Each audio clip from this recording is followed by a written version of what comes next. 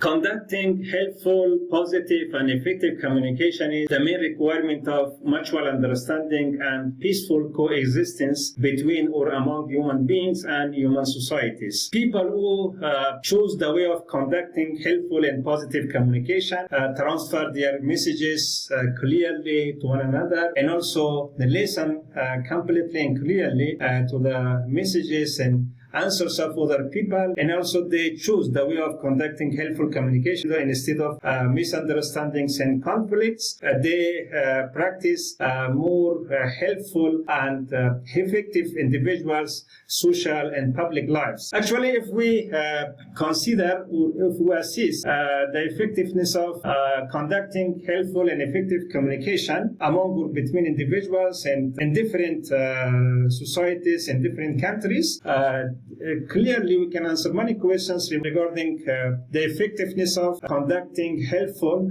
and effective and positive communication on the increase of mutual understanding and peaceful coexistence among human beings and human societies. Clearly we find that people, societies, and individuals who choose the way of conducting helpful communication, transfer their messages clearly, understand everything, and also listen to other people's messages and answers. They pay attention on the importance of conducting helpful communication.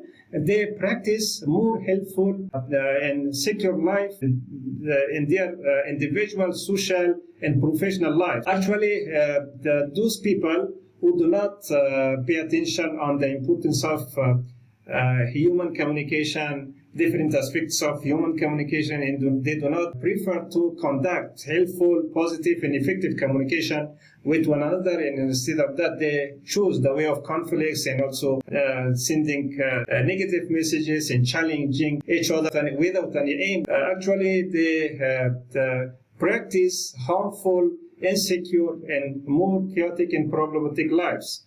That's why we can say that to achieve the higher level of mutual understanding and also have a better coexistence and secure and safe environment, human beings and human societies need to conduct helpful and effective communication with one another or each other. Actually, there are some requirements for conducting helpful and effective and positive communication among or between individuals and human beings.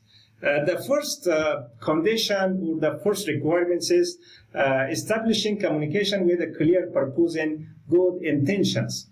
Actually, when we want to have helpful and effective communication with other people, when we start communication in a good manner, when we initiate our interaction positively, we can initiate a positive image of ourselves on the minds of other people, and we can continue in a positive communication process and achieve our goals. But in contrast, if we start or initiate our interaction or communication with some negative actions, at that case, we cannot achieve our goal. That's why we have to establish or initiate our communication or interaction with a clear purpose and good intention. And also, another thing which is very important, or another condition, is initiating communication in a healthy, positive, and effective way. It means that we have to start our communication by considering different aspects of communication, social and cultural norms. If we conduct interactions with people of our own societies, we have to follow and respect mutual norms and also mutual standards and understandings between ourselves or among ourselves. But if we conduct interactions with people of other cultures and societies, we have to consider norms and communicative, cultural, and social norms of both or all cultures whose individuals involved in the process of communication, which we start communication or interaction with. And also another requirement of conducting helpful and effective communication is transmitting the message clearly and completely. It means that when we want to conduct helpful and positive communication with other people, one of the main steps and effective steps is to transmit or transfer our message or information clearly and completely. If we do not transfer our message clearly, we cannot initiate a helpful or effective communication with other people. That's why we have to learn how to transmit our messages, our information clearly and completely to our people. Also, another important requirement of conducting helpful communication with other people is hearing the responses and messages of other parties or other people. Actually, when we transmit or when we send our messages or information to other people, when they respond to our messages or information, or they want to share some information, to conduct helpful and effective communication, we have to hear completely to understand their messages and also assess the real meaning and aim of their messages and information, and then respond based on our understanding, based on our real understanding from their messages and aims. And another requirement and main requirement of conducting helpful communication with other people is maintaining mutual respect and being a responsible participant in the process of communication. It means that we have to consider mutual respect in the process of communication. When we have to start by respecting other parties, and also we have to consider mutual respect throughout the process of communication. And also we have to be an active participant during the process of communication to keep the process of communication active and productive. And also another requirement of conducting helpful communication among or between human beings, or one of the main skills and competencies that human beings need to conduct helpful communication with one another, especially with people of different societies and cultures, managing potential conflicts timely and in a good manner, or conflict management skills and abilities. It means that during communication, some misunderstanding conflicts may occur. But if we timely manage such conflicts, we can continue our communication and we can achieve our communicative goals. Otherwise, the process of communication may face with some challenges. That's why we have to consider, at first, we have to prevent any potential misunderstanding or conflict. But in the case of occurring a conflict, we have to achieve conflict management skills, and we have to manage timely and properly any probable challenges or misunderstandings. And also, when we conduct helpful and effective communication with other people, or in the case of conducting helpful and effective communication between or among human beings and human societies, such kind of communications and conducting such helpful communication will have some helpful and effective outcomes and results, which are sharing information, feelings, and emotions. Conducting helpful communication enables people to share their knowledge, information, feelings, and emotions based on their personal, social, and emotional needs. Actually, human beings need to interact with one another, share their information, knowledge, learn from one another, and also share their feelings and emotions to establish some emotional relationships, personal relationships, and also to solve their problems and achieve their needs. And another result or outcome of conducting helpful communication is mutual recognition and understanding. It means that through conducting helpful communication, we can understand one another or each other, and achieve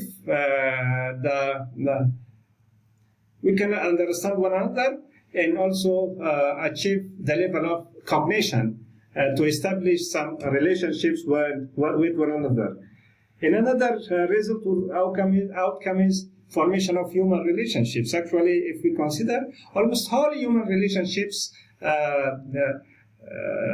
established based on conducting helpful human communication. When human beings and individuals conduct communication based on their personal, professional, social or emotional needs, when they share information, when they share their feelings and emotions, when they understand what one another, and increase the level of what their mutual understandings, they establish relationships. Sometimes their relationships end with some deep relationships, such as marriage, establishment of some friendships, some mutual activities, shared businesses, other activities.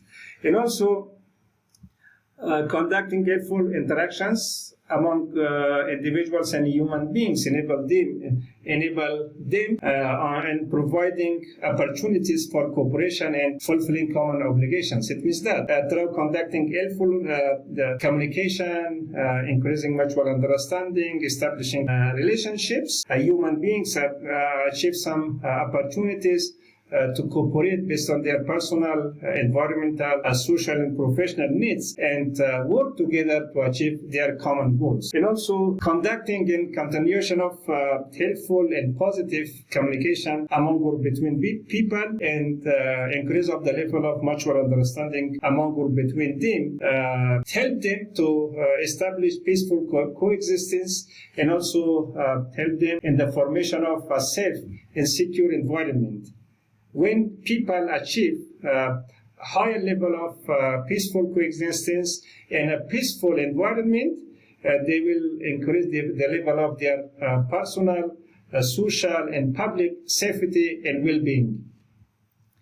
And also through achievement of the mentioned outcomes of conducting helpful communication, individuals and human beings in human societies can increase the level of their individual, social, and public peace and comfort or well-being. Actually, when people conduct helpful communication, they choose the way of conducting helpful communication, sending their messages clearly, and hearing and understanding one another or each other. And also when they increase the level of their mutual understanding, and they establish relationships with one another, and also increase the level of the peaceful coexistence, they establish a safe and secure environment for themselves, and they feel more personal and professional and social safety in their personal and public lives. That's why individuals and societies who choose the way of conducting helpful communication, they practice more secure life.